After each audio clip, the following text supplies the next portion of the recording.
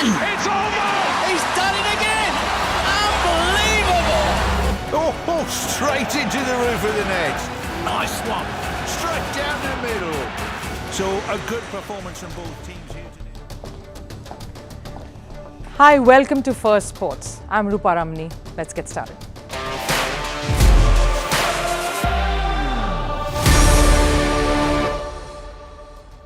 Now, it's another power-packed show heading your way today. We've got a lot of stories from around the world, newsmakers who are dominating the day just before we head into the weekend. On one hand, we have a superstar who's finally given in and said he's going to move on. In football itself, we also have a brawl, a fight, an argument that has really shaken up the entire system in a particular country. We're going to get you more on South Korea and the crisis it faces. There's also cricket on the show. We have Pakistan in the middle of it all once again. What's the latest that's brewing in that team when it comes to their cricketing system? A player's contract has been terminated. Is that the way forward that every other board will now adopt? And of course, Formula One. Yes, Lewis Hamilton is always going to be in the news. We're going to also get you a little bit more about what his biggest rival had to say about his move to the Reds. All of that lined up over the next half hour. But first, a look at the headlines from around the world in Sports 360. We'll start with cricket. In the ongoing third test between India and England, India's Ravichandran Ashwin reached a huge milestone. Ashwin reached 500 test wickets today by dismissing Zach Crawley of England. He joins an elite list like Shane Warne, Muthaiya Muralidharan, James Anderson, to name just a few. He's the second Indian to reach that landmark after Anil Kumble, who had 619 scalps to his name. We'll stay with cricket news. New Zealand beat South Africa by 7 wickets in the second and final test match. The Black Caps set a target of 267 runs. Kane Williamson was the star of the show with a score of 133 in the second innings. Having won the first test, New Zealand sealed the series 2-0. Lionel Messi returned to Inter Miami's starting 11 after a groin injury. The Major League Soccer club played a pre-season friendly against Newell's Old Boys yesterday, a club Messi himself had been a part of back in 1995. The game ended in a 1-1 draw. Messi, who was removed in the 60th minute, came back to thank his fans for watching Inter Miami's final match of the preseason. And we sum up. And over in badminton, the Indians women's team notched up a 3-0 win over Hong Kong and have reached the semi-finals of the Badminton Asia Team Championships. PV Sindhu started strong against Lo Sin Yan Happy, but had to regroup herself after a second game hiccup to win 21-7, 16-21, 21-12. The victory has ensured India's maiden medal at the tournament. And wrapping up the headlines from the world of tennis, former world number 1 Simona Halep is suing a Canadian nutritional supplement company. Halep was banned for 4 years after being tested positive of roxadustat at the 2022 US Open. Halep believes consumption of their product led to her 4-year ban for doping. She's seeking more than $10 million in damages from the company.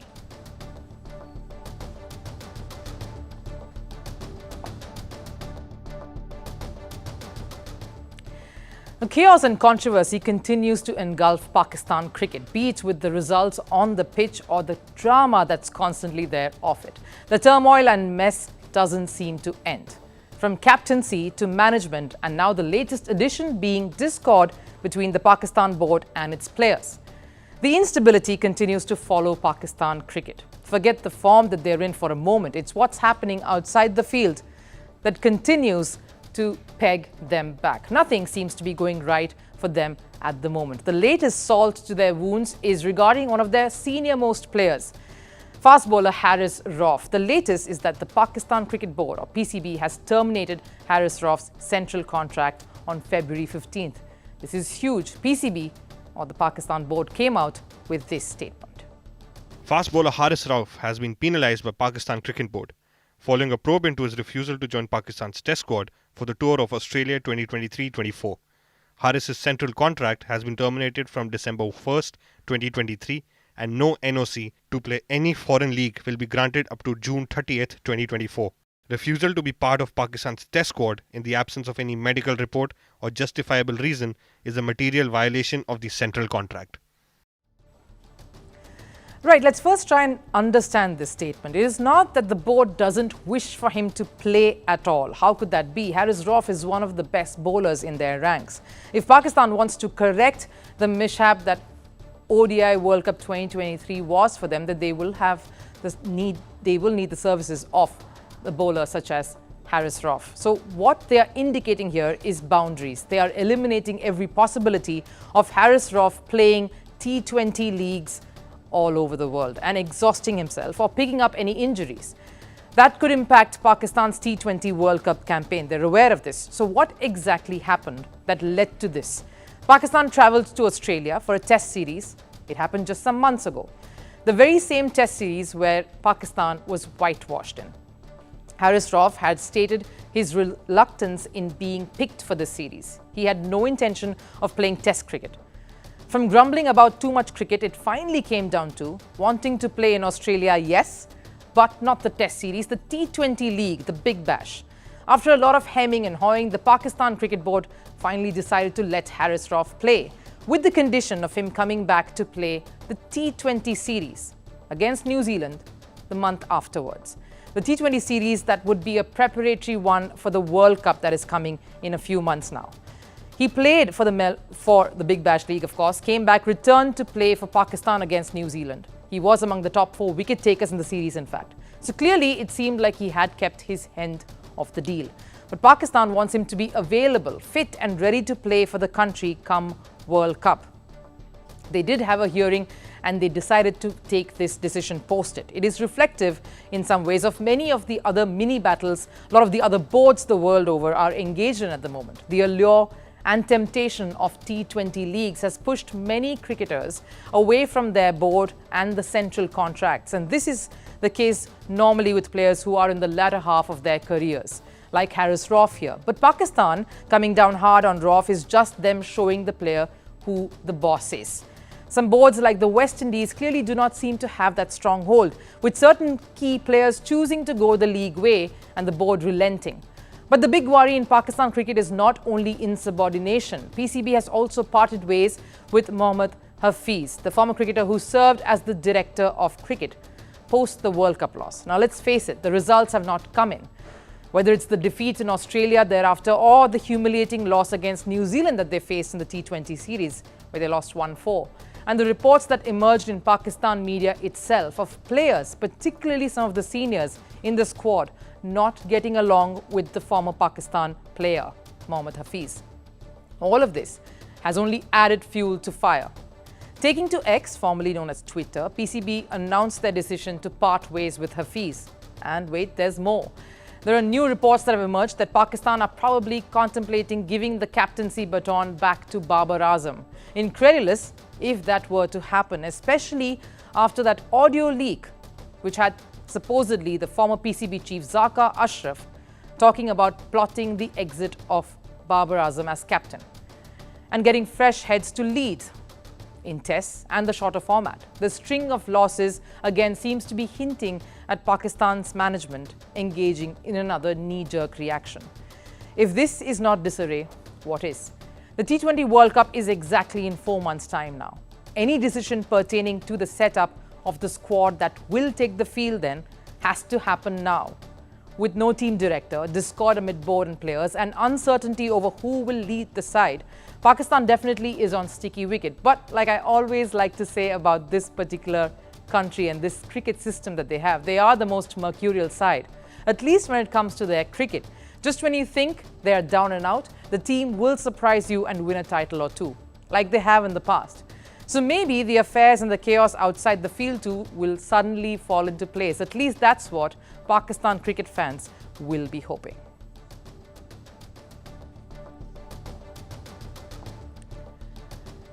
Now, Kylian Mbappe to Real Madrid, or to Arsenal, or to Manchester City, or any of the top clubs in the world. No, it's not an official statement, but I'm just listing all the speculations that are on since Kylian Mbappe's one decision.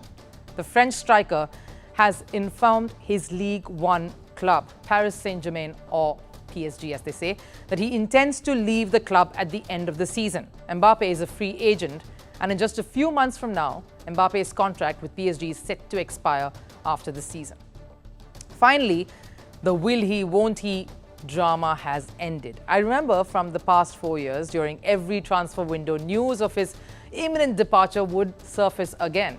Every window, the news about the star striker kept doing the rounds, whether it was 2021, 2022 or even last year. The drama continued to build around his possible departure, splitting his ties with PSG. And it's happening now, finally, in 2024. Mbappe will leave the club after being with them for 7 long years. And during his spell at PSG, Mbappe featured on 290 occasions. He scored a total of 243 goals and assisted 105. And is PSG's highest goal scorer. That's an impressive record. Let's look at the club then and what success they've enjoyed. Now, PSG is the biggest club in the French league. They completely dominate Ligue 1. They've had immense success in France. In domestic tournaments, they have an impressive trophy cabinet to reflect upon. Given the stature of the club, Mbappe won many trophies with PSG. Mbappe has several domestic trophies to brag about. As we've said, he won almost everything with the French side, like you see in that list. He also has a Ligue 1 title with his boyhood club, Monaco. Many titles there, well, except the coveted one, except the lucrative Champions League. Mbappe might have been on the circuit for a while, but many seem to forget that he is still only a 25-year-old. I admit it can get confusing if you win a World Cup at the age of 19. At 25, Mbappe has literally won everything. Well, except of course the UEFA Champions League, as I keep saying. So it's no surprise that he wants to explore outside PSG. And a reason why he's regularly linked to the Spanish club, the very fancied Real Madrid. The Frenchman has been dreaming of playing at Real since he was a kid. And why wouldn't he? A team that has 14 Champions League titles to their name. The most successful team in the history of the tournament. One of the most successful teams in Spain, of course, besides Barcelona. And the fact that his idol, Cristiano Ronaldo, played for the club is surely an incentive. In 2021, Real Madrid offered 180 million euros for Mbappe in a trade deal. But the Paris club rejected the bid and Mbappe stayed back. In 2022, when Mbappe's contract was about to expire, amid frenzied speculations that the Los Blancos would finally get him to join, Mbappe signed a new deal with PSG in May. It would have frustrated fans all across the globe. And many started believing that Mbappe's move to Madrid would never happen. But as soon as the news came out about Mbappe's decision to leave PSG finally, the talks about Mbappe to Madrid have started once again. While nothing has been confirmed just yet, Real Madrid are the overwhelming favourites to sign up Mbappe. But do the Spanish giants really need Mbappe in their current setup? Madrid are top of the La Liga points table and are favourites to lift the Spanish league. With Vinicius Jr. and Jude Bellingham in the forefront, they are not desperate for another attacking option. But again, there is nothing such as too much for Real Madrid. This is the same club that initiated the concept of recruiting Galacticos in early 2000s, meaning splurging and using the big bucks on the biggest players in the market. But if reports are to be believed, what Madrid is supposedly offering Mbappe is significantly lower this time compared to the one they made in 2022. The salary also lower than Mbappe's current pay package. So will Mbappe sign over the dotted line? Given his childhood dream was to play for the club, he may cave in. But because you are 25, the dream becomes more important than the means. But why not? Especially when he's filled all his pockets enough during his time at PSG, because his salary at PSG is quite insane. But is Real Madrid the only destination in Mbappe's mind? It was reported that Mbappe has expressed his desire to join English Premier League club Arsenal. He hasn't made any statement regarding this, however, but many feel he might follow the footsteps of French legend Thierry Henry. Henry flourished at Arsenal under Arsene Wenger. And speaking about the rumours, Henry himself said, and I quote, "Where he is going to go, no one knows. Everyone thinks it's going to be to that one place." Well, of course, Henry refrained from going into specifics, but we too think it could be that one destination, like many are speculating, Real Madrid. But with Arsenal and other top clubs also in the mix, it's up to Mbappe to make that decision. But one thing is for sure, the upcoming transfer window would be just as exciting as Mbappe's performance on the field.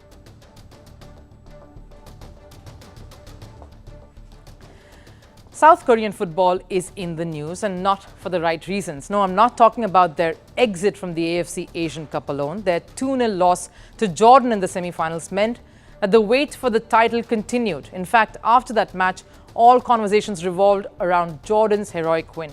No one spoke of Korea's deflated performance as a unit. The real picture, though, now is emerging. The real issue behind their horrid show.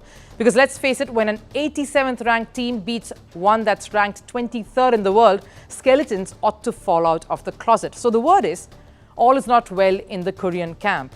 Their captain and star player Son Heung-min hurt his finger. That's okay, but how is the issue?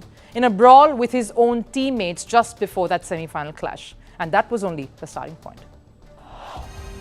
The AFC Asian Cup was dramatic. Many upsets, superb wins, the rise of the underdogs like Jordan and Palestine. Another chapter is unfolding, the chaos in South Korean football. And it all began with the loss to Jordan, in fact, in the semi-finals. An encounter they should have won, on paper at least. Not once did the Korean team display any reason that justified their world ranking.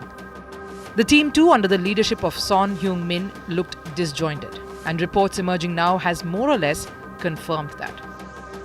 At the heart of the disharmony is the captain himself. Son Heung-min had an altercation with his teammates before the big semi-final against Jordan. The argument took place when some young players went up to play table tennis during team dinner. The captain and some other senior players objected, saying a team dinner before a knockout game was more important. The exchanges got more heated, turning into a proper fight. And it did not just stop there.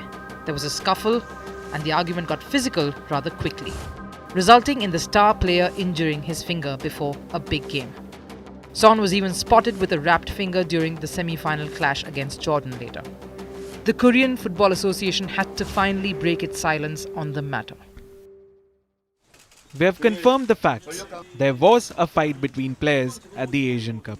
The facts have been confirmed, and now we need to delve into some more specific details for further confirmation. If South Korea's defeat in the semi-finals was disappointing, the dressing room drama has put South Korean football and its players in poor light. Some of the players are surely showing remorse. Lee Kang-in apologized via his social media platform. "We have caused great disappointment to the soccer fans who always support our national team," he says. "I'm just sorry for showing soccer fans a bad image. I apologize to the many people who were disappointed by me." Now, something like this, a proper fight between the players resulting in injury, can't go without any consequences. Every action needs a response. And head coach Jurgen Klinsmann has faced the brunt of it all. Reasons were plenty. The humbling loss, of course, and the locker room fiasco. Both of these shouldn't have happened in the first place. But the rot, as they say, runs deep. The association has not only sacked Klinsmann, but has also gone on to say that he showed zero interest in player selections and was not as involved in the well-being of the team. There was a lack of tactical preparation for the Asian Cup. Additionally, there were opinions suggesting that during the term, the coach did not show the willingness to directly observe and discover various players for selection. He could not properly read the atmosphere and internal conflicts. There were also criticism regarding the lack of guidance in setting the team's discipline. For various reasons, there was a conclusion that coach Jurgen Klinsmann can no longer exercise leadership as the national team's coach and needs to be replaced. South Korea takes great pride in not just its standing in world football as a sporting nation, but also in the way they conduct affairs. And something like this, managing to come out, has definitely tarnished their image. In front of not just their fans, but also others, their competitors in particular, watching. No one likes dirty linen being washed in public, and South Korea will have to do more now to damage control and wipe that slate clean. Now, the Lewis Hamilton move to Ferrari is not going to die down anytime soon. Yes, it's still a year away before we see Lewis Hamilton in red, but his surprise move that ended a long-standing stint with Mercedes continues to be a talking point on the grid. Now, his biggest rival, Red Bull driver and reigning Formula One champion Max Verstappen, has spoken about the Hamilton move. Verstappen says it will be an awkward season for Hamilton this year with Mercedes. That even though Toto Wolff and Hamilton will work towards winning together, Hamilton will not be in the thick of the things anymore. The mind games clearly have begun before even the start of the season, and Verstappen has fired the first shot.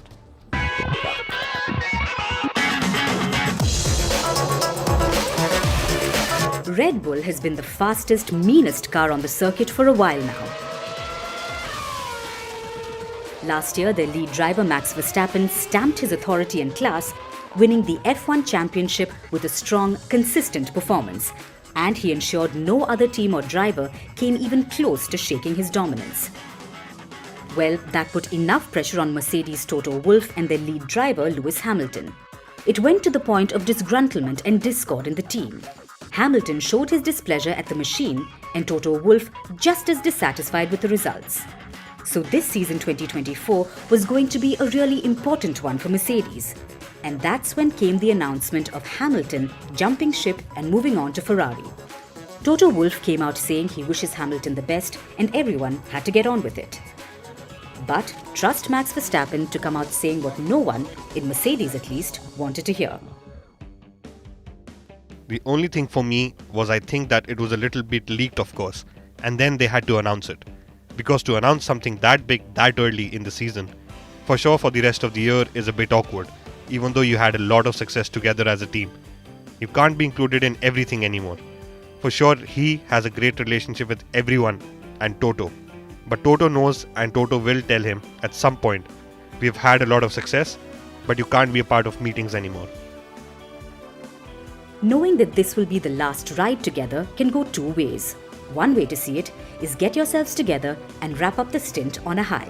After all, you owe that much to a relation that was more than a decade long. However, the last year was tenuous enough and put quite a bit of strain on everyone in Mercedes for things to be nice and smooth for one last year. So Verstappen here is not too far off the mark when he makes this comment. And so the mind games have begun. And it hasn't been just Verstappen chirping away. Red Bull's Helmut Marko has done a bit of talking too. First, he revealed that when he was chatting about Hamilton's Ferrari move with Max Verstappen, the driver was not amused. Marko believes that Hamilton leaving Mercedes will certainly weaken the team, and that this will most certainly change the F1 landscape. After throwing down the gauntlet, Verstappen also is quick to follow up with the whole being professional quip, that at the end of the day, races have to be won. At the end of the day, I think you are professional enough to just deal with what you have. It's not like they are suddenly enemies or whatever. He has achieved so many great things at that whole team. They're still behind him, but after a point, you know that you can't share certain stuff. So when Verstappen was asked if he ever harbored the dream of driving for Ferrari like many others on the circuit, surely, his usual swaggering response is unmissable. I don't want to sound like disrespectful or whatever, because I have a lot of respect for the brand Ferrari, but I'm happy where I'm at. I'm comfortable in the environment I'm in, so it's not something I'm looking to change or whatever. But again, in my life, you always want to experience, so never say never. But for me now, it's not even in my head. The coming season surely has become rather exciting. And after a seemingly one-sided 2023, no matter the race results, one thing is certain: the drama off the tracks will certainly keep us all hooked. We're on to last serve. The most heartwarming story of the week has been that of football champion Sebastian Hojbjerg, who came back after fighting cancer to lead his side, Ivory Coast, to AFCON glory. Here he is being given a super warm welcome by his Bundesliga club, Dortmund.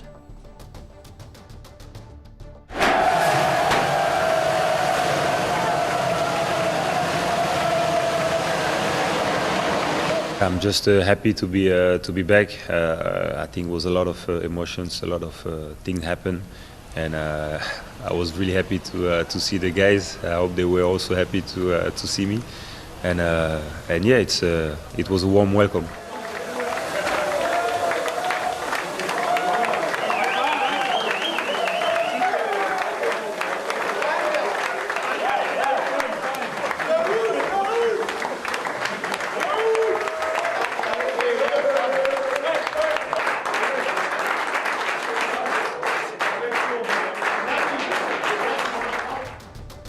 All smiles there. Now, Holla always says the show must go on, but this one has come to an end. With that though, thanks so much for watching. We hope you enjoyed this broadcast we brought you today. Have a great weekend. I'll see you again on Monday with more stories from around the world of sports. Till then, bye-bye.